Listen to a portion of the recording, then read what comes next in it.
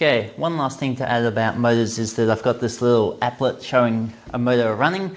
You've got a current running through a loop of wire. You've got a stable magnetic field. Field lines pulling from north up the top to south down the bottom. You've got your DC power supply out here. Your positive, you can see the current is always heading in this way and always coming out that way.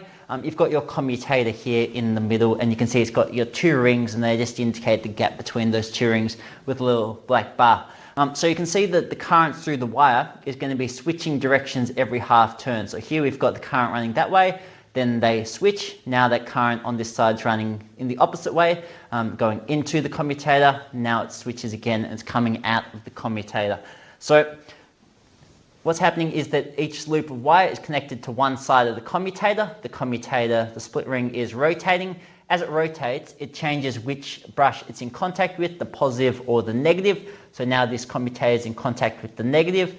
Now it's in contact with the positive. This is just showing how the forces are changing direction. The current's changing direction because of the rotation of the commutator. And you can see these arrows, the black arrows, indicating the directions of the force. Here it's pointing out to the right. Now it's pointing to the left on this side. Then it's going to switch back, and the force on this side is now pointing to the right again.